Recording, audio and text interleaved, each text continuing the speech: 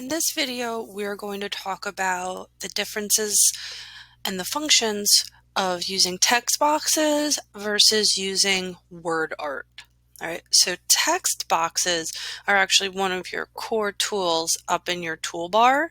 All right, you can click on the text box icon here and then click anywhere and it'll create your text box. You can also click and drag if you want your text box to be a specific size. However, depending on the size of your text, in a recent Google Slides update, the text box itself will actually adjust itself. So you can make a text box any size and then adjust it based on font, or just let the slides automatically do it. All right. Now with text boxes, all right, you just have all of your text tools, right? I think that that's pretty standard, all right? So you have the ability to change your font, the size of your font, make it bold, italicized, underlined. You can change the color, especially if you're doing custom colors. You can also highlight text. So if you wanted to emphasize text, you could also use the highlight feature. All right. Notice that there's also two ways that you can select your text box. So you can select it where you have a cursor, and this would allow you to manipulate the text. You can also select the box itself, and then you would be able to make all kinds of adjustments to the box, including deleting the box. All right. Another thing that we can do with text boxes is fill them, just like any shape or anything like that. These are both examples of text boxes that have been filled. And your text boxes, again, you can change the size, and you can also move these around anywhere on your screen. So that is a basic overview of text boxes, right? And text boxes are just like what they say. They're for text.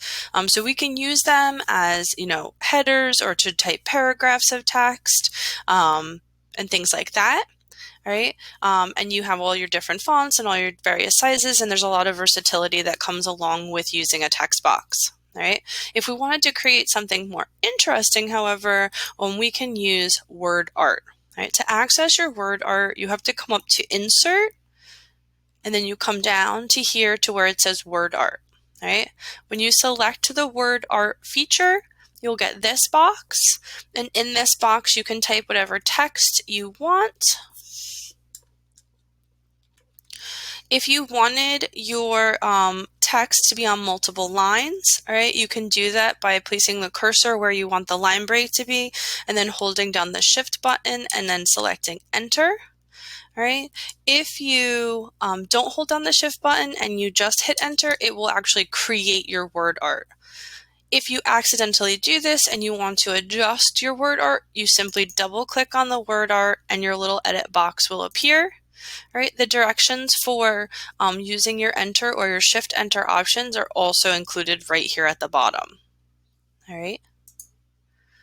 To delete a word art, you just click on it and then you can use your backspace. All right. And then again, just like with all text, you have the ability to change your font to whatever font you're using. You can also bold and italicize your word art, just like you can with other text.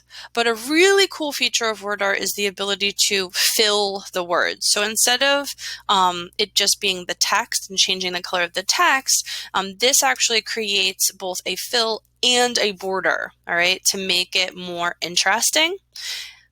So here we can again use our custom colors. So if we wanted our word art to match with our theme, all right, we could go ahead and adjust things. All right, so you see here now I have an outline and a fill color. And then just like with all of our lines, we can adjust the thickness, and then we can also adjust the texture. And then this is where things can get really interesting, all right? Because then let me just make this larger. I'm also going to bring it to the front so that you can see it. All right.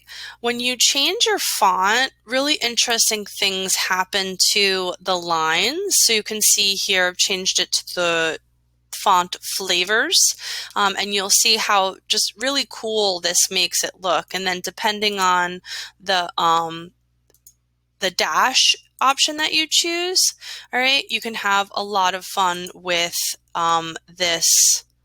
with the word art. All right, and you'll notice that it adjusts the size, and it just like with any shape or image, you can drag the word art around to adjust what it looks like and have a lot of fun with that. All right, so this is, I think, the best option for my particular project. And again, your choices will be made based on the purpose of the word art. So is it going to be your header, or are you using it for logo or something like that? So that is the differences between text boxes and word art and how we can use them in our Google Drawings.